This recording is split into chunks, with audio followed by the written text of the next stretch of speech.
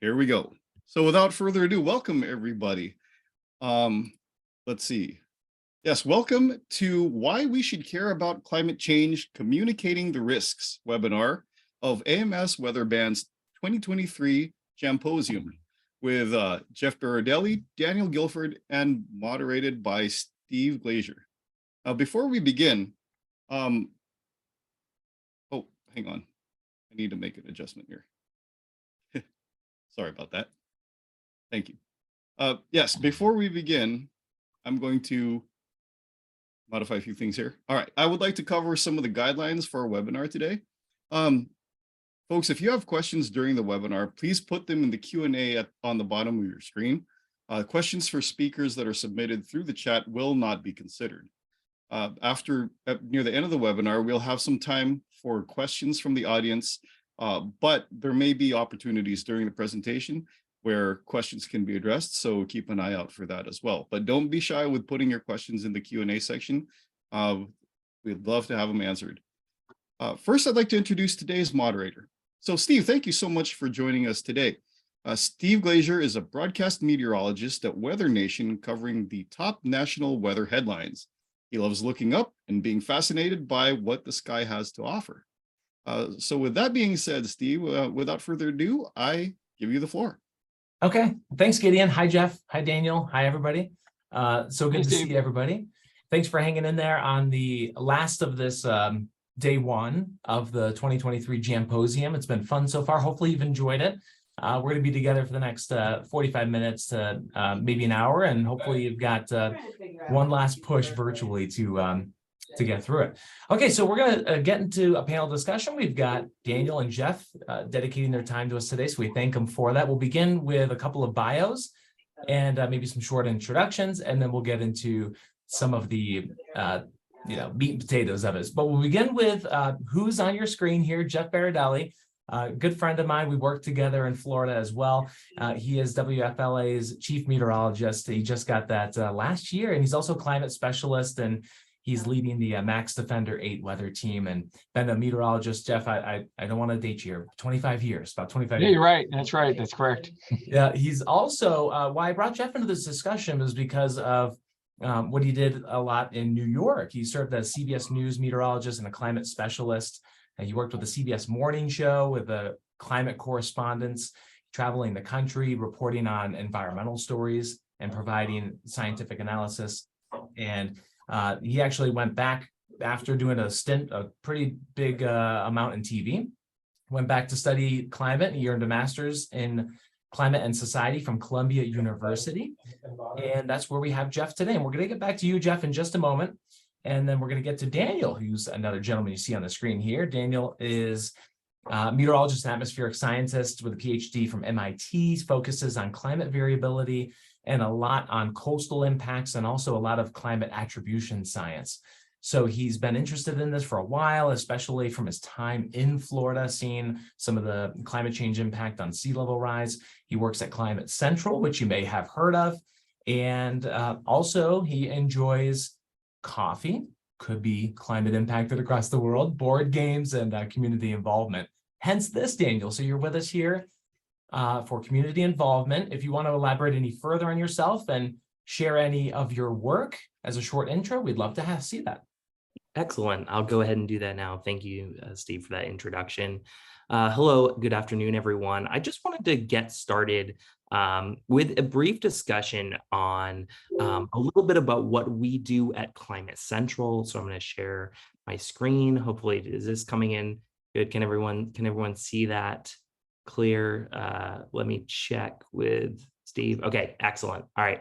So I just want to start today just talking about some of the tools we use at Climate Central to communicate the daily impacts of climate change. And the way I've described that is very specific because we are now living in a time in human history where we can look at the changes in climate that are happening and see the impacts on our daily lives, changes in water levels, changes in the temperatures outside, the amount of extreme rainfall that we're receiving, the way that drought is impacting places around the world.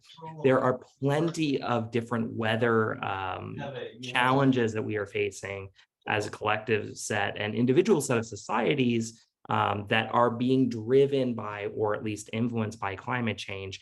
And what climate attribution science is a methodology, or at least an approach, to try to say, here's what humans are responsible for as far as this particular change in your weather that you're experiencing outside, driven by human-caused climate change through carbon dioxide emissions. So I'm going to go into that in a little bit of detail here, but first I just want to start with a bit of an introduction. I'm a climate scientist from Florida. My start in weather and climate probably was very similar to many of you, where I was sort of influenced by a spectacular weather event in my teens. That event was Hurricane Jeanne in 2004, where I watched a tree collapse onto my house as a teenager, and it was really dramatic, and I was influenced by it and said, wow, I really want to work on climate and weather, because these are obviously things that impact the daily lives of people that are living in the state that I care about, which is Florida, because that's where I grew up. So I went to Florida State University and MIT to get my degrees, and now I am back in Florida, excited to be talking with you all today about how climate is influencing these particular weather events. So some of the key tools that we use at Climate Central that I'm sure some of you may be aware of, and if you're not, I really want to sort of encourage you in this direction, which is to look at some of the tools we have at Climate Central. We have a very popular program called Climate Matters, which is specifically geared towards providing climate information, or a set of climate stories that you can incorporate into your reporting if you're a reporter, or into your broadcast if you're a meteorologist, or if you're just interested in weather, you can look at how climate is changing weather type of events in your local community. That's really what we're trying to be about at Climate Central, which is making science clear, but also making climate local. People don't really care about what happens, very far away from them. They care about what's happening right in their own backyard. So what Climate Central is really trying to do is provide clear and trusted science that is also local and relevant for you wherever you live. Other tools that we use to do that are the Sea Level Rise program. We have different aspects of that, including the coastal risk screening tool and Picturing Our Future that you can find on our website. You can also follow any of the links at the end of sort of this to get to some of these tools. We have the Weather Power tool, which talks about solar and wind energy and how much is being produced every single day by your weather conditions. And we have the Climate Shift Index, which I'll talk a little bit about. Here's just an example of the Climate Matters program, different meteorologists around the country that are using our tools in their weather reporting. You can sign up for Climate Matters by following this link. I just want to just sort of motivate attribution science. We know that human-caused climate change is here. We've seen this in major weather events all around the world. India, for instance, has seen incredibly warm months of heat that is leading to very detrimental health impacts. We can see that temperatures are sometimes well over 100 or 110 degrees Fahrenheit, and huge swaths of population. In this particular day, over 10% of the world's population was subjected to extreme heat. And that, of course, can lead to dramatic human impacts. But climate change is also happening in places like my neighborhood. Every afternoon, there's influences on the temperature distribution, the set of temperatures that could occur in my neighborhood because of human-caused climate change. And so climate change doesn't only look like this, it also looks like this. And sometimes it looks like this, which is just a person sleeping.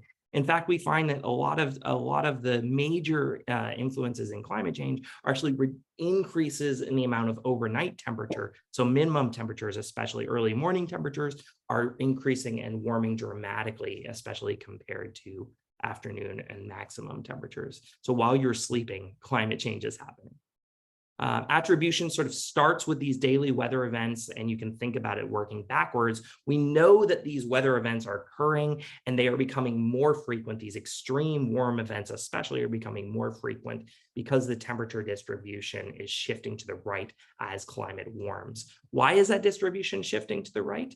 Well, the set of temperature is getting warmer because the global mean temperature is getting warmer. On average, there's just much more heat in the climate system. And so places overall are getting warmer all around the world. And why are those changes happening? Well, they're happening because we're emitting more and more greenhouse gases. And even though emissions are slowing down, we still have a huge amount of CO2 that is built up in the atmosphere. We're still adding to that total amount of CO2 each and every year. these human causes have climate impacts. We are changing the climate through those emissions. And then through those changes in climate, we get daily weather impacts, such as the extreme heat events.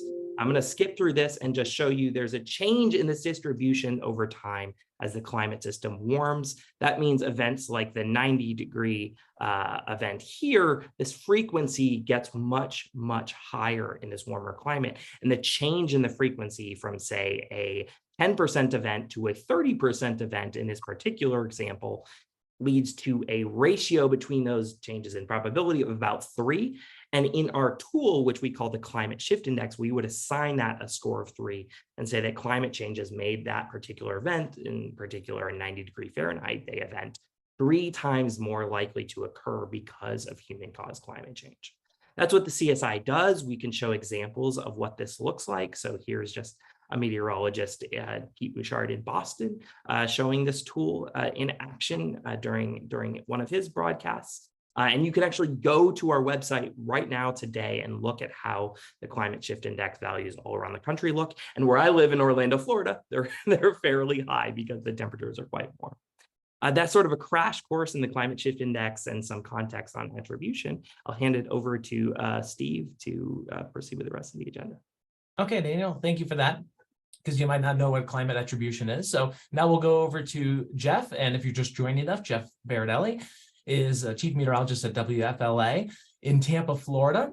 So Jeff, good to see you. Good afternoon. Share with us what you do and how you weave climate into your daily weather forecast on TV. Yeah, so thanks, Steve. I appreciate it. It's nice to see you. Of course, Steve's a good friend of mine. He didn't tell you that, but we're good pals. We've known each other a long time. We worked together, as he mentioned, in Florida many years ago, and it's good to see you, man. So everybody, yeah, climate communication, I think, is vitally important, and having local meteorologists do it, who are the kind of scientists that are in your living room every single night. I think that's just so paramount, because otherwise, how often does a regular layman, regular person run into a climate scientist unless they're stalking Daniel in Florida or Steve in Colorado? So the bottom line is the most probably efficient way and effective way to get that information out is for local journalists to talk about it, or national journalists too. Of course, I did it for CBS News for a while. And so I'm lucky that I have a management here that has been very supportive of it, honestly. One of the reasons they brought me in is because I have a degree in climate, and this is the story of our lifetimes. It's increasingly becoming the story of our lifetimes. And so if your meteorologist is not talking about it right now, they probably will be very soon.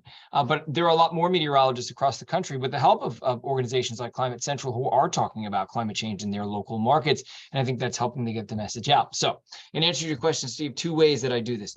Number one, yes, I do weave it into my weathercast from time to time. I wouldn't say every day. But yes, I have this special segment called Berardelli Bonus. It's got 2 B's, which I like. So I do that, but it's not always climate focused. But I would say 2 or 3 days a week it is climate focused. So that's often. And then I do 1 special climate segment per week. That's a longer format, 2, 3, 4 minute piece on climate change. And I usually interview a climate scientist. Maybe it's someone from Climate Central. Maybe, for instance, this week it was Catherine Hayhoe, Dr. Catherine Hayhoe, who is one of the more famous and well-known and knowledgeable climate scientists that we have. And I try to tell a different climate story every week. So this week it was just how concerned should we be, honestly, about climate change? Could it possibly threaten humanity? Last week, it was, what do we know about climate? How far have we warmed? The week before, it was, which kind of cars, internal combustion engines or EVs, actually emit more carbon dioxide. So we did a whole lesson on the production of cars through to the use of cars and the end of life of cars to describe the difference in emissions. Bottom line is there's a million climate stories out there. I mean, believe me when I tell you, my biggest issue is not finding a climate story to tell every week. It's figuring out which story to tell, because there are hundreds, if not thousands, of climate stories to tell.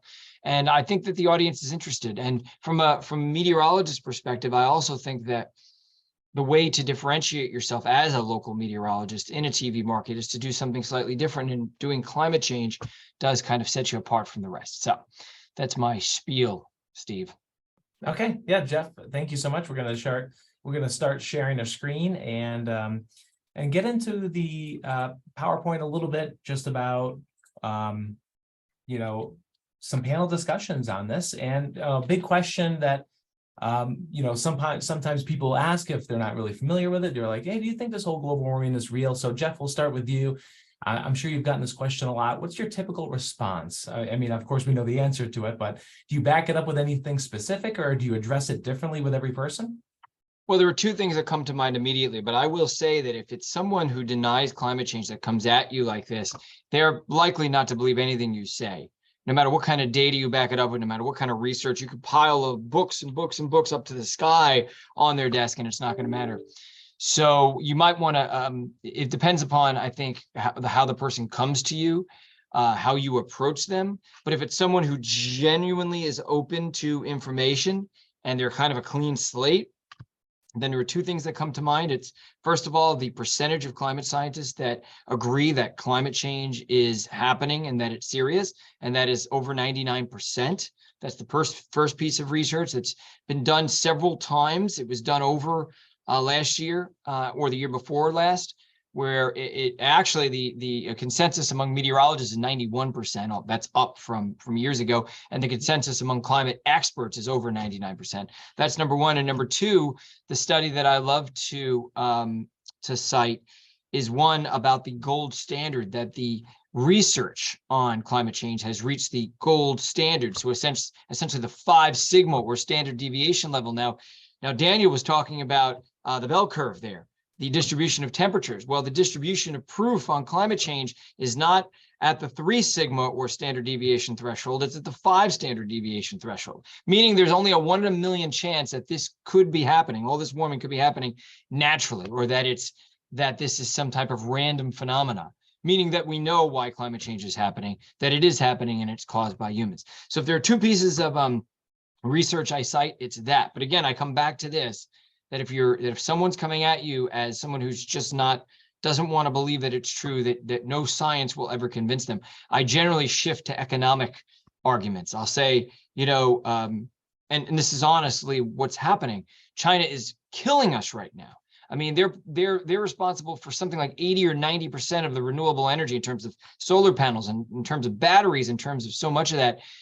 And a lot of those people who come to you denying climate change, they don't want to lose to China. And it's just where we need to move in the future if we want to be economically viable. So I'll often shift to economic arguments because they're real. I'm not making them up.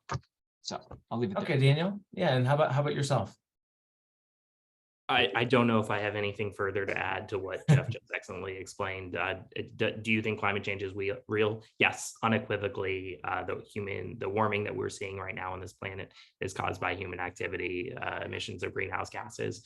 And that is now starting to have real impacts in our weather every single day, starting to have real costs associated with our economics, as Jeff just outlined. Yeah, and Jeff mentioned Dr. Hayhoe. She's got a newer book, and I read that, and her approach was to make it personal too, to someone's story if they live in a farmland or an area that used to get a lot of snow or so forth. So, all right, gents, we're going to move on. That was very good. Let's go on the key pieces, and we'll go to you next, Daniel. I know you outlined it in your intro, some attribution science, but is there anything else that, in case someone's just joining, that you want to elaborate more on for any key pieces? Yeah, so just sort of to recap, attribution science is trying to say, if we see our particular weather event, how much of that activity or that event, or sorry, to what degree of can we say that event is likely to have been caused by human beings? There's still there's a couple other questions that are coming up that will address some of the more specifics about this, but I guess I'll say, a really important part is that you have a framework that when you're studying climate attribution science, you're able to look at multiple lines of evidence. So this can be really helpful to sort of bolster your understanding of what's happening with attribution science. One of the things that we do is we have both statistical approaches that are based on the observed world, the world that we are seeing right now, the world that we've seen evidence in over the last 100 years as far as how the weather and the climate system has changed. But we'll also run model simulations simultaneously to sort of pair with those observations, and together the two form a really strong body of evidence that agree that climate is affecting a particular area or a particular event. Sometimes those methods don't agree. And in that case, we're actually saying, okay, we don't know if we can attribute this particular event, but where those methods agree, we can have a lot of strong consensus among our approaches that humans are affecting this particular aspect of the climate system.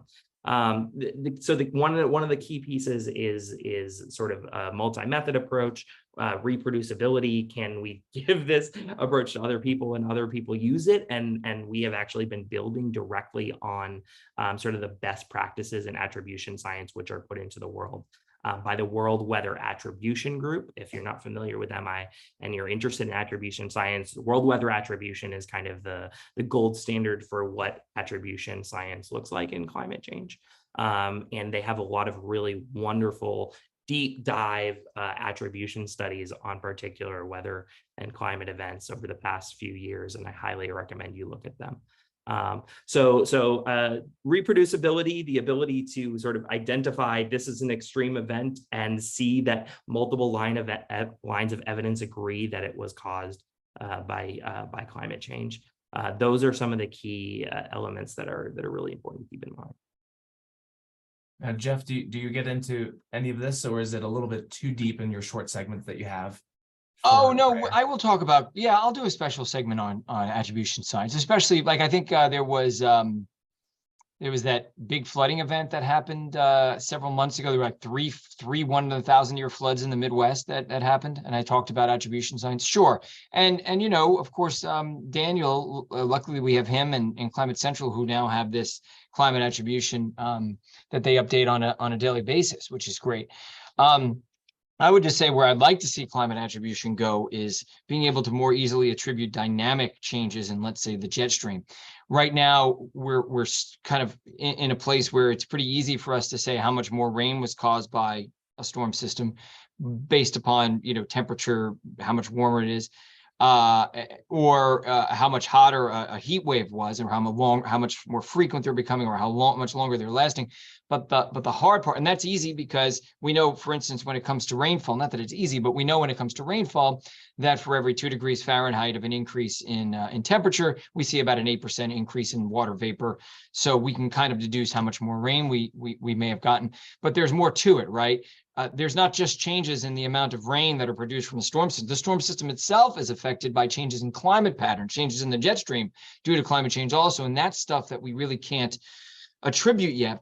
And so you all often hear Michael Mann say that climate attribution science just not fully able to kind of to explain the connections between climate change and individual events yet, that we're missing some stuff. And so that when we say an event was to produce 10 or 15% more rain than it otherwise would have, it's very conceivable that event may have produced 20 or 30% more rain. Am I right, Daniel? No, that's absolutely right. Oftentimes when we're doing attribution science, we tend to give a more conservative sort of number, or to really take into account the deep uncertainty that can be associated with these events and try to sort of get a number that we can rely upon and report. But you're absolutely right. You know, there are some patterns that we have a challenge studying, particularly dynamic weather events, like you're pointing out. There is a lot of work actually sort of right at the forefront of the field studying these events, but you have to do them because of the dynamic nature of them. You essentially have to study them one at a time, which is incredibly intensive from a computational and a personnel perspective. You can imagine you have to have someone who's studying this particular weather event and doing a deep dive on it.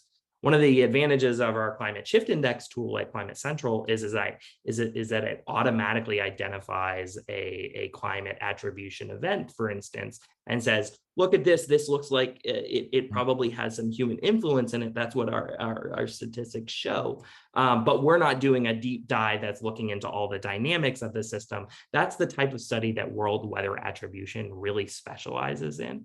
And there's also other tools now that are really coming into sort of vogue that are bringing in dynamic models into the attribution and the statistical modeling space to marry them and look at things like, say, the Pacific Northwest heat event, which happened in 2021, was really deadly and damaging to that entire area, and look at how much the different dynamics contributed versus, the thermodynamic component from climate change. And people, no one knows this better than Steve too, is that people lose interest after a day or two. You can get a crazy weather event, but 2 days later, it's hard for me or Steve to go backwards and say, hey, by the way, scientists just came out with this report that says that that weather event was, made 10 times worse by climate change. The problem is, not only might not our viewers even remember it at that point, because things move really quickly and there's so much information coming to people, our bosses may not even want us to go backwards like that. So having something real time like you have, Daniel, at Climate Central, that does help us. But I think scientists are working to get this stuff turned around much faster. So there's still some interest from the public, because nowadays, if it's 2 or 3 days old, it happened 2 or 3 years ago in the minds of people. It's true. I know it moves so fast. I mean, even I'll work now, granted, I cover national weather, so there's always a lot going on somewhere. But at the end of my week, the beginning of the week, 4 or 5 days earlier seems like an eternity ago. Yeah, it does. So I get it. As a reminder to everybody watching, thanks for joining, by the way. This is the last session of our day 1 of our Jamposium. But if you have any certain questions that you want answered, I've lined up 5 and we're on 2, so we'll probably have time for some for the panelists. Feel free to drop them in the question and answer. And I'm moderating it on the other screen here.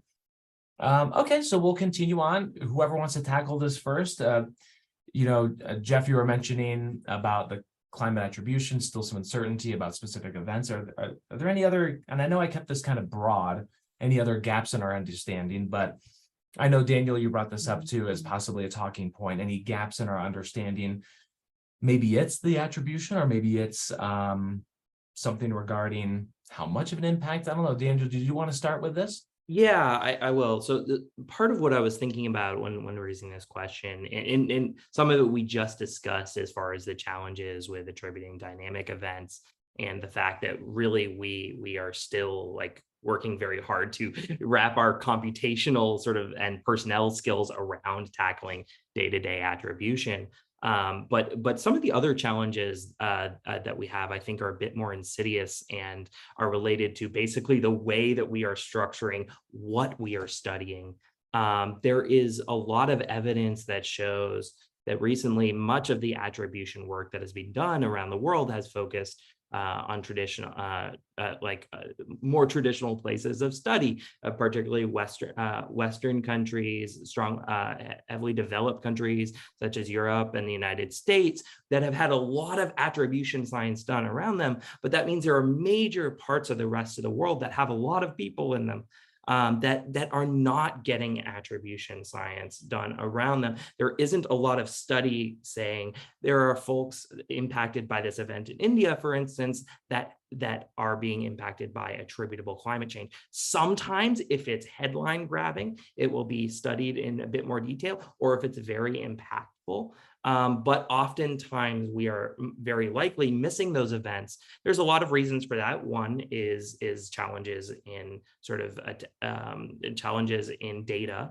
and modeling, because these are areas that traditionally don't have a lot of reliable climate, weather and climate data that we can sort of hang our hats on. So that makes making attribution statements in those particular areas much more challenging. The other challenges are related to communication. How do we communicate with folks in that area that they are seeing attributable climate impacts? Are we getting feedback from them on the ground as what they are looking for? This is something we need to think critically about moving forward. There's plenty of sort of unreached people around the world that are experiencing attributable climate change, but we're not capturing that signal. So that's something we really need to be working on. And Jeff, when you went back to study climate a little bit more, did you discover anything, any gaps? Well, I mean, there's a couple of things we're talking about here. So gaps in our understanding. Yeah, I mean, Daniel can attest to, we're still not exactly sure how changes in the Arctic, rapid changes in the Arctic are changing the dynamics of the climate system. We know that they're having some impact in the mid latitudes, but there's a huge debate among climate scientists as to how much. The Walker circulation is another area that we are interested in because it especially is related to El Nino and La Nina. And what we're seeing happen, the observations is opposite of what the computer models say should be happening to some degree. And there's lots of examples of that. So in terms of scientific gaps in understanding, yeah, there are some, no doubt. The other thing I would say is scientists are learning how to communicate climate change better. When you read some of, there was a great study that came out about the Gulf of Mexico warming twice as fast as the rest of the global oceans on average, just a couple of days ago. And of course, that's something I want, right? Because I live on the Gulf of Mexico. Tampa is affected by hurricanes from the Gulf. And when I went and looked at the figures, I was able to use them, but barely, because they were so scientific that my viewers, it would just go way over their heads. And I have to spend 30 seconds explaining to people, okay, this line is this line is that. So I would say if there's a gap, it's if scientists really want to start talking to the public and giving them an idea of how urgent this issue is, that they need to start talking to people in a more layman way. And that means producing better figures, better graphics, and communicating with people like me as well, because we're the people who are kind of relaying that information as well. So if I had any wish, I've already gotten one of them, the plain language summary in these studies. Daniel, you know, and Steve too, when you read these studies, nowadays there's an abstract and then a plain language summary. That helps everyday people who are just interested, but not, you know, experts. But I would go one step further and say that we need better figures and visuals, because people learn through visual means, not by reading this scientific text. So I would say that's a gap, not in our understanding, but in our communication. Okay, yeah, that's a good point, Jeff. And that's what we're here for, the communication side of this. We'll continue on with you, Jeff. I know you mentioned you live on the Gulf of Mexico. That's got to be a reason why you care about climate change. Also, your family. What are some other reasons why you care so deeply about it? I mean, you know, this could go on for hours and hours. For me, what got me interested is something that may seem perhaps surprising, maybe. It was honestly the ethics and morals of it. I just think it's so unethical.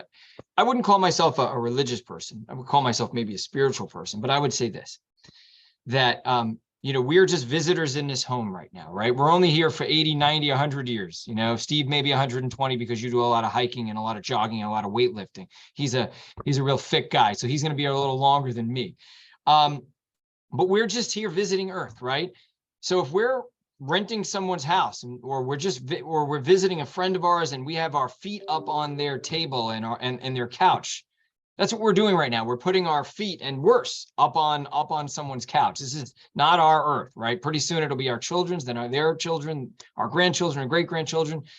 So, you know, I think ethically and morally, we are really doing a great disservice to our children and the children who come after us. So I would say that. And also, just if you are a spiritual person, you do believe in God, well, we're not really managing this earth very well. Okay. But beyond that, I would say real world influence. Sure. I mean, if you want to talk about the impact it's having, insurance rates are going up every single year for people here in Florida, not just people on the coast. My mom and my dad have seen their insurance rates go up by 50% and the other parent by 100% in just the last year. And that's not stopping anytime soon. Pretty soon, regular people are not going to be able to live here anymore. It's only going to be rich people. So, you know, that's another reason to care. And I would say that I'll end with this. You know, Catherine Hale was talking about climate change being a threat multiplier. Well, all the issues that we have in the world, and there are lots, and everybody is already at each other's throats, right? Wait until climate change comes to hunt on every single one of these things we're worried about. Water resources, food resources, supply chain issues, all that stuff. Climate change is going to be bearing down on more and more over the next, next couple of decades. And as it does so, people will get more and more angry, and countries will become more and more in conflict, and more people are going to migrate within their country and then across borders. We can't even handle migration right now. Imagine what it's going to be like a decade or 2 decades from now, and the political strife it's going to cause within nations and then between nations as well. I'll end there. All right, Daniel, we'll open up to you. What, you spoke about a hurricane in your early 2000s, got you a peaked interest in weather, but, why do you care so much about it now for a climate perspective? Yeah, I echo just about everything Jeff said. I worry about national security, economic security. I worry about the world that my son will grow up in, and I worry about the moral and ethical considerations around taking care of the planet in which I live. These are all things that I think are values that I share. I will say that I think it's really important when we're talking with people about climate change and trying to communicate how important climate change is. What is important and valuable to me may not be a value that is shared by everyone else. So I think when we're asking this question, it's a question that is quite personal. And it's the question we should be asking. When I talk with others about climate change, Jeff had mentioned earlier that people who are just dismissive of climate science, they are, Yale's communications group that is studying climate change, and they have something called the Six Americas. They have a group of people that they poll and that are totally dismissive of climate change. And the strategy there is not to engage, because there's no amount of information that can affect that discussion. But someone who is doubtful or cautious about climate change, somewhere in the middle category, someone who is more open to thinking about climate change, when we're talking about it, you can't talk about things of climate that are not very important to them. If you start talking about impacts that are happening somewhere else in a community that they don't care about, that's not going to be as important as saying, hey, I know you love skiing. Well, guess what? Your nearby slopes are not going to have natural snow cover anymore. We're going to have to use snowmakers for that particular slope. So and that's going to change the quality of your life. So those kinds of things that people care about. That's a very simple and simplistic example, but it really is trying to illustrate that it is important that we get to the heart of why people would care about climate change. And oftentimes it's things that might threaten your quality of life, or economic security, or international politics, things that you might care about. Okay, my next question, I'm not going to get to it yet because I believe I typed in what concerns you most about climate change, but it's kind of I don't know, it feels like a scarier, and we'll get to that. But before I get there, I'll just go insert a little 4.5 question here, 4.5. You guys have, you must have hope, though. It's not just all doom and gloom. There's a small percentage of people that say, well, that's it, we're all done for. But I mean, you got to still contain some hope, right? And you got to be hopeful. What are you hopeful for? And anything in particular? I'll just jump in and say I'm really happy that we finally passed a little bit of climate legislation in this country. And actually, I would say it's a lot of climate legislation, or at least a lot of money towards it. So certainly the money's there, the subsidies are there, the business interest is there. What we have to do, and we got to do it pronto, and it's a big problem, is we got to figure out the grid. We have to increase transmission, and we have to quicken the pace of project authorizations, because there's so many solar and wind projects that are going to have to wait 4, 5, 6 years to even get approval to be on the grid. And a lot of these owners are just not going to wait that long. So we're dropping the ball big time. So we have all of this promise and all this money and all this interest from the private sector to move in that direction. And we are stuck with a bureaucratic system and also a grid that's really old. And if we don't figure that out, we're going to be in big trouble. So because we're going to miss the boat, right? We have this great law, and we have all this money and all this interest, but we can't make good on it until the physical infrastructure is built. So I'm very hopeful because we have what we need now. And I understand it's not happening in India, and it may not happen in Africa anytime soon. Once the United States does it to a large degree, the price of everything starts to fall. The supply chain becomes a lot bigger. And now all of a sudden, other countries, it's a lot cheaper and easier for them to actually participate in this. You're going to get a lot of pushback and say, well, if it could be happening here in the US, but what if China's not doing it? What if India is not doing it? Unfortunately for us in the United States, but fortunately for everyone else in the world, China is doing it. And they're doing it big time, a lot better than we are at the moment. I guess I changed my last slide. I think I had what concerns you the most, but I thought, nah, that's too, I mean, a concern is good. I think we touched on it a lot, but what are you learning that's exciting? So I guess Jeff is hopeful for that. Maybe we'll get back to Jeff with number 5. But Daniel, is there anything that you're hopeful for / excited when you're learning new things? Yeah, that's a great question. Hope is a tough one sometimes. I think it's important to admit this to ourselves. I wrote in late 2019 with some colleagues, including Susan Moser, social scientist. I wrote an article entitled "The Emotional Toll of Climate Change on Climate Professionals," and I talked about the challenges of working in a science like climate change, where ultimately we are sort of becoming data and model prophets of what could, bad things that could occur in the future, and the challenges associated with that kind of work.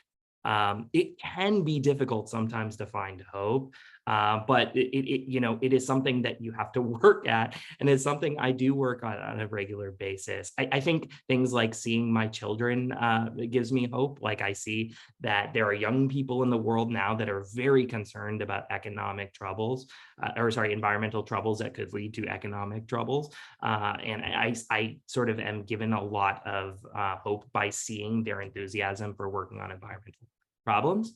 I am enthusiastic about the changes that we've seen at a national scale, as well as Jeff mentioned. And I am enthusiastic that we are talking about this more. Climate change, people are talking about climate change more, and that's really exciting. The fact that we can, have this discussion during Jamposium, this is really excellent, because Catherine Hayhoe, who was mentioned earlier, she says the most important thing you can do about climate change is to talk with someone else about it. So that's kind of a message I really like to leave with people, and is something that's most exciting to me, which is we can talk about this, and that is how we're going to collectively solve it. If it's not top of mind, if it's not something that we all find is valuable and important, we're not going to do anything about it. It's important that we think about it, that we work towards solving it. And in order to do that, we all need to at least have some knowledge about it and have some interest in sort of working with our neighbors, with our politicians, with our faith communities to solve it. And then Jeff, is there anything you wanted to add about exciting news or data that you come through? First of all, I really like what I do. I really enjoy. I'm very interested in studying climate science. So I always am interested in the newest research. But I would just say failure is not an option. Just simply can't fail. So we have no choice but to win. I mean, right? You, Daniel, you have 1 or 2 children. Is that right? Yeah. One on the way. One on the way. Oh, congratulations. Thanks.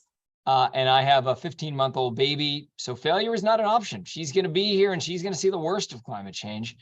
And so we have no choice but to save the future. Steve, you have cat or 2, right? You got to work hard for the cat.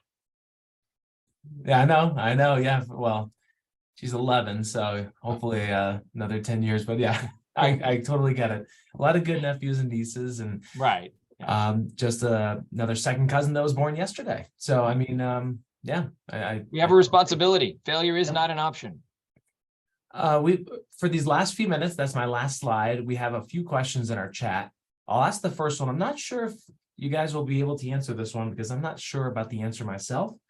But someone asked, is the impact of climate change a regular part of event reanalysis when validating numerical models? So impact of climate change, a regular part of event reanalysis when validating numerical models. Any takers? Or I don't think I fully follow the question. I think they're asking, are numerical models updated with information based on climate events that have already occurred? I think the answer is not explicitly. I think numerical models are, especially weather-based weather prediction models, which is I think what they might be mentioning or talking about, are updated on a regular basis, with the latest available atmospheric science. And certainly weather and climate events are baked into the data that is being used to update those models. But explicitly, I'm not sure. I don't know if that answers the question, because I don't fully understand the question. But feel free to elaborate and we can try to sort it out a little bit more. I'm guessing that, and I also don't understand it fully, but I'm guessing what the person is saying is you got a big event. Computer models said that there was, that the temperature was going to be 85, but it turned out to be 91. So maybe it's missing the climate change component.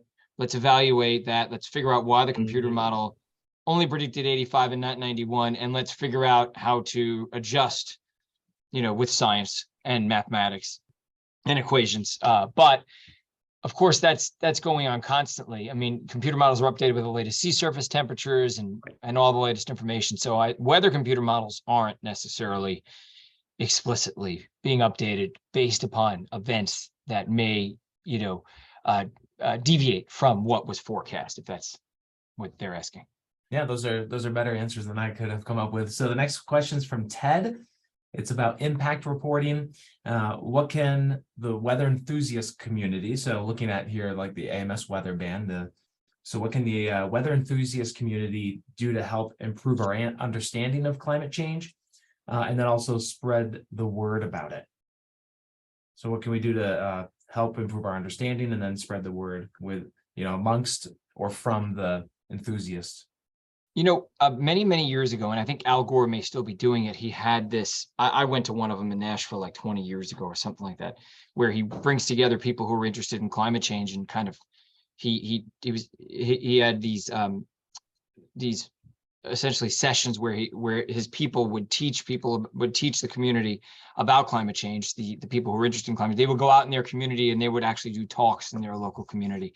So that's, I think, one way of doing it is in trying to find places to kind of to talk about climate change.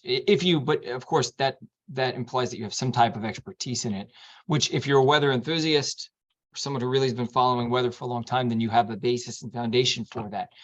So I would say talking about it with people, in my story that aired yesterday, the thing that I would say number one is plant a seed. And I think we underestimate the influence we have. And I can give you a big example, put solar panels on your house. A lot of people can't afford to do it. I get it. That's a big example. But if you do, you can guarantee within a year, one other person, one of your neighbors will have solar panels as well. Same thing if you go out and buy a Tesla. I get it. Teslas are expensive. Not everybody can do it. But the point is, we are, in fact, contagious, right? We set examples and it rubs off on somebody. We may not even realize it rubbed off on someone. That, to me, is the best way to, change the way that society looks at climate change on a personal level. If you can't go out and do those speaking engagements, if you will, but I'm sure, Daniel, you may have a better example of way, everyday people can help, or weather enthusiasts especially.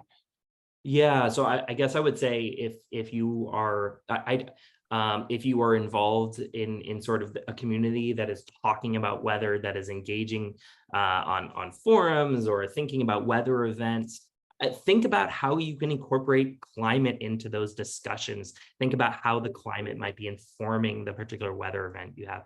Bring in tools like those from Climate Matters to try to understand and contextualize what that weather event you're looking at or studying could mean in the terms of climate change.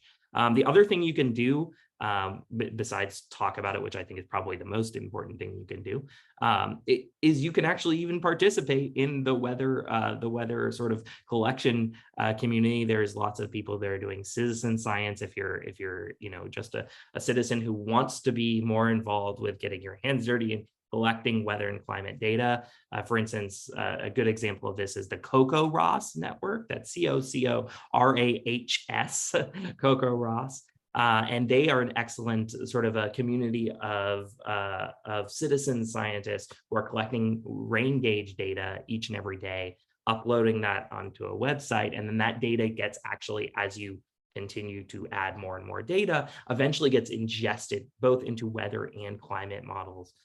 And then can be a part of making better predictions and better assessments of the climate system going forward. So there are direct ways to be involved. There are less direct ways to be involved. All of this is important. I know we have a lot of those people that have their personal weather stations, rain gauges, all their weather data. Two more questions if we can squeeze them in.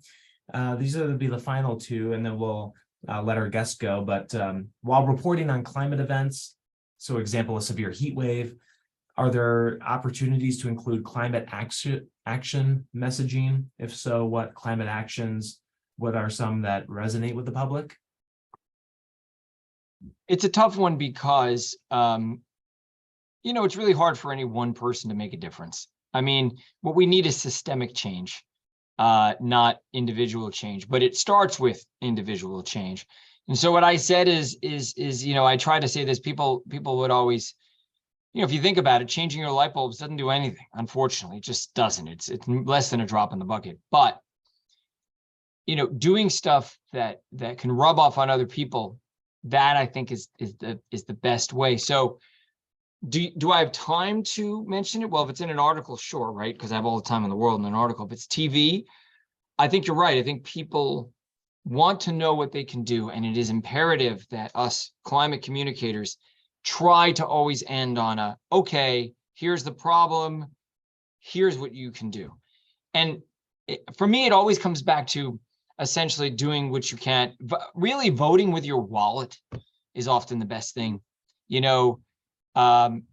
Making it known to corporations out there that you're not going to do business with them unless they do the right thing. It's tough though, right? You have to have a group of people. It's got to be enough people that can say, hey, I'm leaving this particular bank because this bank is underwriting big fossil fuel projects. I've done that. I put my money where my mouth is, and I took my money out of a big bank and I moved it to a bank called Climate First Bank. It's an actual bank called Climate First Bank, and it's located here in St. Petersburg, Florida, of all places. The point is, you got to put your money where your mouth is, and if you can rub off on a couple of people around you, that's great. But we as consumers need to kind of like set the bar a little higher. And unfortunately, so much going on in people's lives that it's hard to really oftentimes make the decisions that are a little bit harder to make.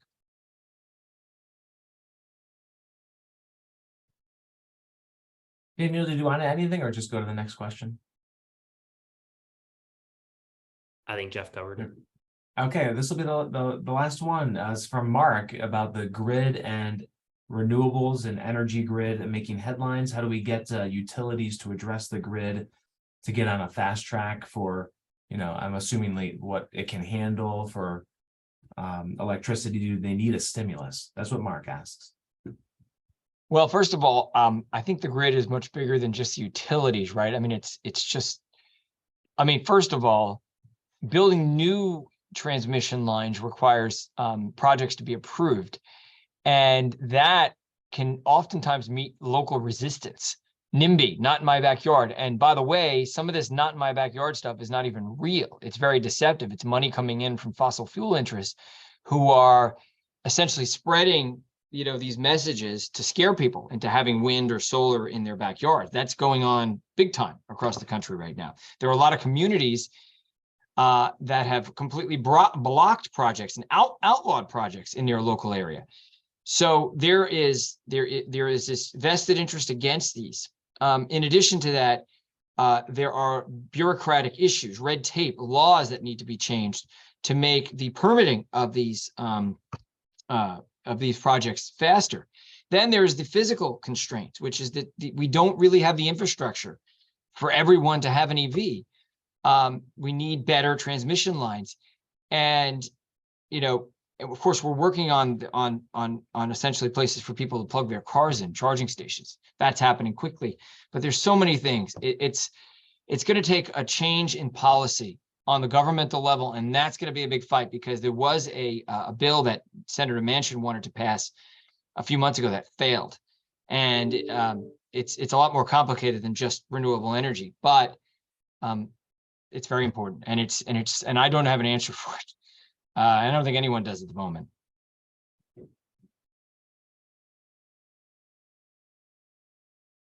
All right, Daniel, any closing remarks? Anything else that you want to add before we wrap up?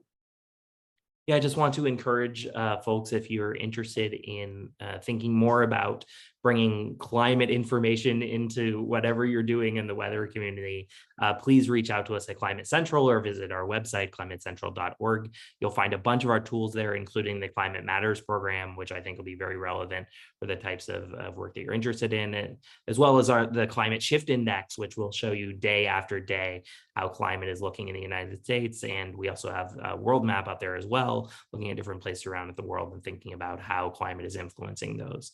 I'm going to use the Climate Shift Index tonight on my shows because you reminded me. Okay. That would be amazing. Thank you, Jeff. I really appreciate it. Well, it's really warm. I mean, it's going to be 70 degrees tomorrow morning. Of course, we were 92 in Plant City yesterday. It was an all-time record high for the month. So yeah, I'm sure that the climate is shifting here in Florida this week. So let's see how much it shifted. Yes. Wonderful. Can't wait. Well, I want to thank you all for joining Jeff Berardelli with WFLA and Daniel Guilford with Climate Central. So thanks so much for your time today. Of course, our pleasure. Thank you for inviting us, Steve.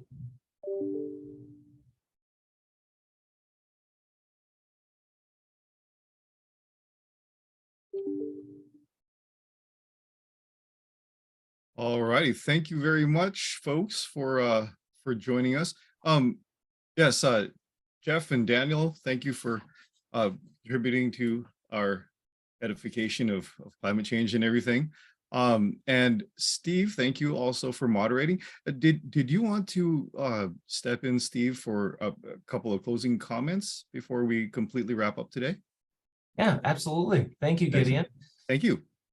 Yeah, for sure. So that wraps up our day one of our Jamposium. Originally, you may have seen some advertising for some trivia, but we thought it was a little bit too much at the end. We're going to actually kind of move that out and break it out as its own thing, because a whole trivia night could be really fun with the weather band community, and really could get some good teams going, maybe even a few more people to get more competitiveness. So trivia will be at another time, but that is kind of the closing of day one for our Jamposium. We've got a whole another day tomorrow. But first, before we get to what's been going on for tomorrow, we want to thank Marissa. She kicked it off today with Harold Brooks for What is Reality? Trends in U.S. Severe Weather. And again, these are all being recorded, so you can watch them later in case you missed anything. Doug Hildebrand had a great stack of panelists here. Jamie Rome, Kim Cloco, and Kim Wood for Hurricane Ian reflections. I was getting ready for this, so I didn't get a chance to listen to it. So I'm excited to go listen to that one, because lessons learned, reflecting on it. And then we had Jeff and Daniel join myself here for communicating climate change risks, and a great discussion. So tomorrow you are stuck with me partly again. I am giving another middle of the day talk about the top 10 weather events of last year.